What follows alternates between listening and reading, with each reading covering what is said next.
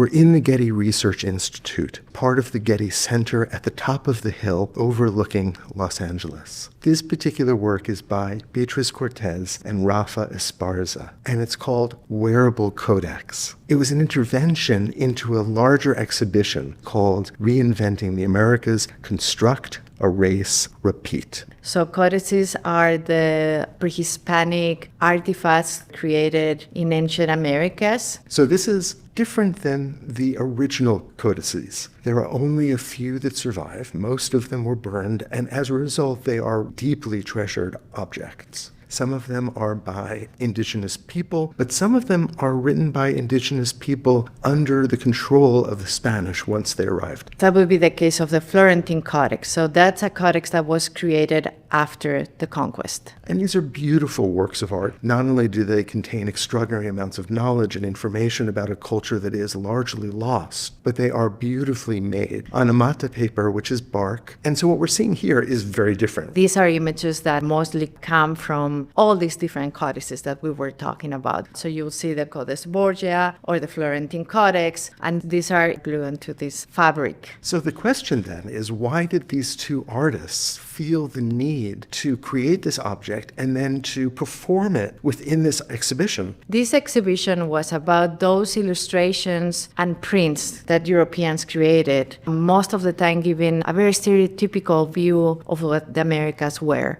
Rafa and Beatriz came and talked to me after seeing the show, and they told me that there was something lacking in the show, which was indigenous knowledge. I think they felt upset because some of these images portrayed the indigenous and the local people many times as savages. They ended up deciding to put together a performance, inserting this indigenous knowledge into the exhibition with this wearable codex. Both of these artists have built a career around reinvestigating, resurrecting, taking seriously indigenous knowledge. So I'm imagining that I'm there as a viewer, trying to deal with the complexity of the content that I'm looking at already. And then the idea is that these two artists are literally going to perform this codex through this space, reinserting ancient knowledge into an exhibition that is largely devoted to the way that Europeans saw people in the Americas. Yes, it was inserting, as you say, the idea that this is knowledge we already had before you arrived. Here we see an image from the Florentine Codex, which are medicinal rocks. Again, thinking about indigenous knowledge and how much they knew about the plants and they knew about how to cure different illnesses. And that idea of ancient knowledge is also evident in some of the painted images that come from calendar pages. During pre-Hispanic times, people had vast knowledge about the calendar and the stars and the cosmos, and so there are different references in this codex about that knowledge.